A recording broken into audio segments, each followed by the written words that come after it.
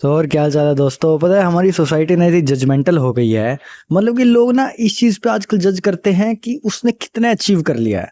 मतलब देखो एक ये फैक्टर होता है, तो मान लो कि देखो एक फैक्टर तो होता है कि हाँ भाई कोई अच्छा कमा रहा है, अगर कोई अच्छी जॉब पे है तो हाँ भाई उसने अचीव किया, उसने पढ़ाई लिखाई की है ना, थोड़ी सी कैपेबिलिटी है उसके अंदर।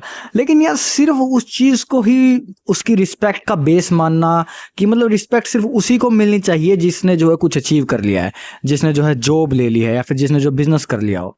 मैं सच्ची बताऊं, देखो ये चीज़ ना सुनने में देखने में अच्छी लगती है, लेकिन प्रैक्टिकल लाइफ में जो है ये इतनी एफिशिएंट और अच्छी नहीं है।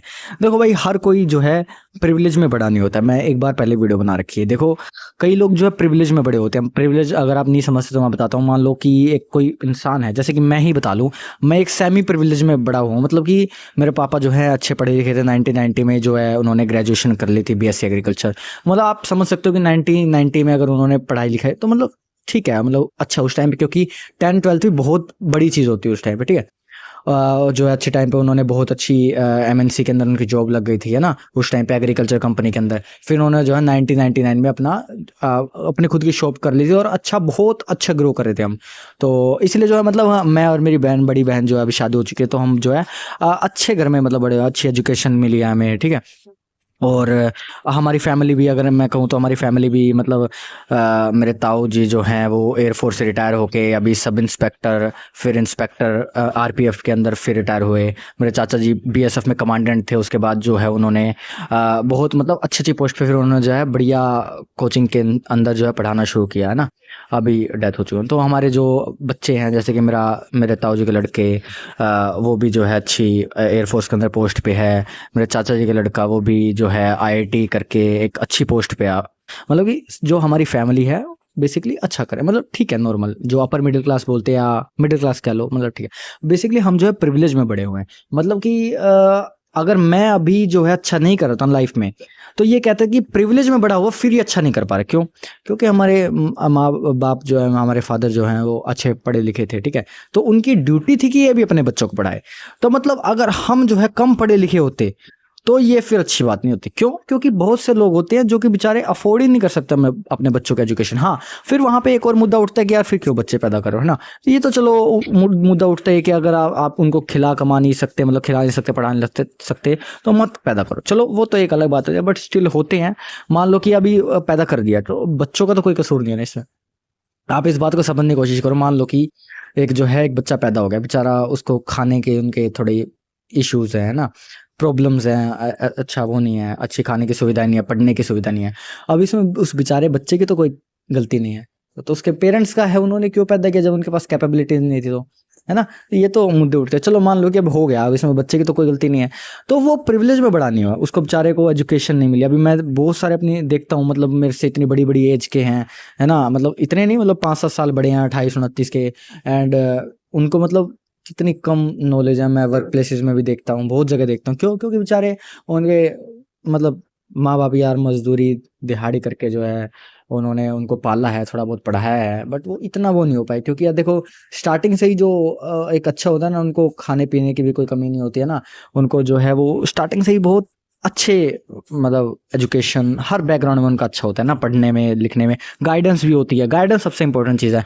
अच्छे अगर आप पढ़े लिखे परिवार से हो तो आपके जो है अगर अंकल आंट, मतलब और भी जो है पूरा अगर वास्ट परिवार है तो उसके अंदर जो आपको गाइडेंस भी अच्छी मिल जाती है। अगर आपका पूरा परिवार पढ़े लिखा है, जैसे चाचा हो गए, है ना, रिलेटिव में भाई, बड़े भाई या और भी जो हो गए, तो ये भी एक चीज़ रहती है ना। कोई बेचारे जिनके पता नहीं कोई बाहर से आते हैं, जैसा कि कोई या मान लो दूसरे स्टेट से आ गए, जैसे कि हमारे हरियाणा के अंदर, हरियाणा पंजाब में जैसे यूपी बिहार से जो है बहुत लोग आ जाए, तो वो बेचारे इतने प्रिविलेज नहीं होते ना, वो नॉर्मली घर से निकले हुए होते हैं। तो उनके बच्चे ऐसे ही बेचारे वो भी, हालांकि बहुत लोग हिम्मत करते हैं पढ़ाते हैं, लेकिन पढ़ा फिर भी अगर स्कूल भी भेज दिया तो भी बहुत रेयर होता है कि वो ज़्यादा उनकी मेंटल एबिलिटी बढ़े। अभी इस बात पे ना बहुत से लोग ये बोलते हैं कि क्या फ़र्क पड़ता है, वो ऐसा उन्होंने मेहनत ही की होगी, बट ऐसा नहीं होता दोस्तों। देखो जो हमारा दिमाग होता है ना, ये दिमाग बड़ी कॉम्प्लेक्स चीज़ है। ये तभी विकसित होता है अगर आप इसको बचपन से ही उस चीज़ में ढालो। समझो इस चीज़ को। मान लो कि अगर आप किसी कोई भी, मान लो कि आज एल्बर्ट आइंस्टाइन है। एल्बर्ट आइंस्टाइन बहुत ही बड़े इंटेलिजेंट इंसान हुआ है। मतलब कि हम सोच नहीं सकते कि उनका बच्चा जो है कम कम इंटेलिजेंट निकल जाए, क्योंकि ऑब्वियसली अगर इतना बड़ा साइंटिस्ट है तो उसका उनका आईक्यू बहुत अच्छा है, तो अपने बच्चों को भी जो है अच्छा आईक्यू ऑब्वियसली मिलेगा। जीन्स की बात नहीं होती कि डीएनए में है, नहीं, बात कंडीशनिंग होती है, कंडीशनिंग अच्छी होगी। लेकिन अगर एल्बर्ट आइंस्टाइन का बच्चे को आप उससे बचपन में ही जो है, जब वो छोटा था, पैदा करते ही किसी और जगह पे जहाँ पे गरीबी है, जहाँ पे जो है अच्छी सुविधा नहीं है, वहां पालो, तो वो बिल्कुल जो है, आप बता नहीं सकते कि हाँ ये एल्बर्ट आइंस्टाइन का बच्चा हुआ। वो फिर जो है उसी कंडीशनिंग में बड़ा हुआ। Conditioning matter. ऐसे ही आप किसी मजदूर के बच्चे को आप किसी अच्छे अमीर पढ़े लिखे घर में आप दे दो उनको, अगर वो गोद ले लेता है तो देखो फिर वो कितना डेवलप करता है, आप सोच ही नहीं सकते। हाँ, बस ये चीज होती है उसकी आउटर कंडीशनिंग। आउटर मतलब कि उसका फिजिकल बॉडी, जैसे कि मान लो कि उसके रियल पेरेंट्स की हाइट या फिर वगैरह कम थी, तो उसकी हाइट कम हो सकती है, उनकी स्किन जो है थोड़ी डार्क थी तो वो हो सकती है ना। जो जीन्स जेनेटिक्स चीजें होती है ना वो हो सकती है, बट ऐसा नहीं है कि उसका दिमाग कम होगा वो होगा, ऐसी जीन्स के अंदर होती नहीं है, डीएनए होती है ना अकॉर्डिंग टू साइंस। ये कंडीशनिंग होती है। अगर आप बच्चे को जो स्टार्टिंग से पढ़ाओ लिखाओगे तो जो उसका दिमाग वैसे ही विकसित होगा, ये चीज होती है। आपने अगर एक पॉपकॉर्न थ्योरी का नाम नहीं सुना, तो पॉपकॉर्न थ्योरी मतलब ये होता है, अगर आप पॉपकॉर्न चढ़ाते हो पैन में या किसी और चीज में, तो आप देखते हो ना सभी सेम आंच पे उबल रहे हैं, ओ सॉरी उबल रहे हैं मतलब आपने पकाए हुए रखे हुए उनको, जब आप ढक देते हो तो आप देखो धीरे धीरे एक एक करके पॉपकॉर्न जो उछलता है ना, एक एक करके, अगर आपने देखा हो तो एक पॉपकॉर्न, दो पॉपकॉर्न, तीन पॉपकॉर्न, ऐसे ही बारी बारी से पॉपकॉर्न बनते हैं ना। क्यों सभी एक एक साथ क्यों नहीं आते? क्यों? क्योंकि वहां पे स्पेस की कंजस्टेड हो सकता है, स्पेस का कंजक्शन हो सकता है, एंड ऑब्वियसली कहीं पे वैसे तो सेम आंच सेम ही है, बट स्टिल बारी बारी आते हैं, है ना। ये भी एक बड़ी साइंस है इसके अंदर। सभी एक साथ नहीं आते, एंड आते सभी हैं बहुत ही गिने अब। लेकिन ये पॉपकॉर्न थोड़ी इतनी मजेदार है, लेकिन आपने देखा होगा कि जब आप पॉपकॉर्न बनाते हो उसमें 5-7 रह जाते हैं जो कच्चे रह जाते हैं, वो नहीं पकते। ये भी बात होती है, मतलब कि नंबर सबका आता है, डेवलप और सक्सेसफुल सभी बनते हैं, बट उनके टाइम पे, सभी को टाइम लगता है, देखो है ना। सभी अपने अपने टाइम पे आते हैं, धीरे धीरे धीरे धीरे जो आते हैं। इसलिए हमें जज नहीं करना होता। क्या पता कोई किसी का तुक्का पहले लग गया हो, किसी का नहीं। लक भी कई बार चीज होती है, मैं लक कर्मा नहीं वर्मा नहीं मानता, मैं लक की बात कर रहा हूँ। लक होता है ना कई बार कि यार ठीक है उसका तुक्का लग गया, कोई भी हो सकता है, क्या पता उसका एग्जाम अच्छा गया हो।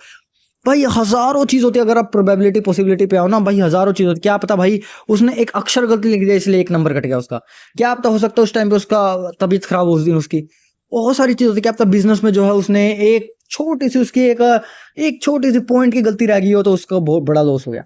बहुत सारी छोटी छोटी चीजें होती है, लेकिन उनका इम्पैक्ट बड़े बड़े होता है। अगर आपने बटरफ्लाई इफेक्ट का नाम नहीं सुना हो तो एक जैसे कि बोलते हैं कि बटरफ्लाई ने अगर कहीं दूर किसी दूसरे देश में भी अगर एक पंख फड़फड़ा दिया ना, तो उसका बहुत भयंकर इफेक्ट हो सकता है। अगर आपने नहीं सुना तो ये आप गूगल जरूर करना।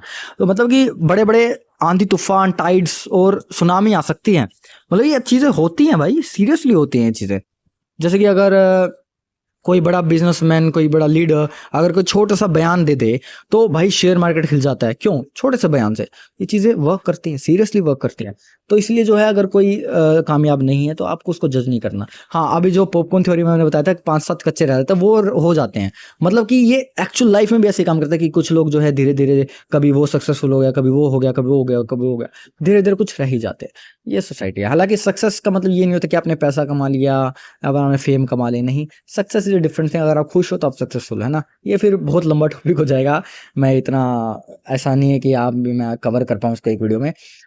आपने कभी भी किसी को जज नहीं करना, कोई सक्सेसफुल नहीं है तो भाई। कोई प्रिविलेज में नहीं बड़ा हो सकता, किसी की कंडीशनिंग ऐसी नहीं हो सकती है ना, कोई बेचारा नहीं कंडीशनिंग वैसी। और क्या पता कंडीशनिंग हो लेकिन उसके सर्कमस्टांसेस वर्क ना करें, है ना। क्या पता लाइफ उसके साथ ना हो ना, लक होते कई बार। जिस एग्जाम में बैठा हो, अगर मान लो कि होता है कि मान लो कोई बैचलर्स वाला बंदा है ना, और वो एक एग्जाम में बैठा है, उसमें पीएचडी वाले बैठे हैं, तो लक तो ऑब्वियसली उसके अगेंस्ट ही है यार। मतलब नो पीएचडी वाले बैठे हैं, वो बेचारा अकेला बैचलर्स वाला है, बहुत ही रेयर होगा कि वो क्लियर कर पाएगा उस एग्जाम को, है ना। तो आप समझो इस चीज़ को, ये मैं फैक्ट बताना चाहता हूँ। तो खैर ये वीडियो का मेरा पॉइंट यही था कि किसी को भी जज नहीं करना आपने, एंड सभी लोगों का टाइम आएगा। टाइम सबका आता है, ये सच्चाई है।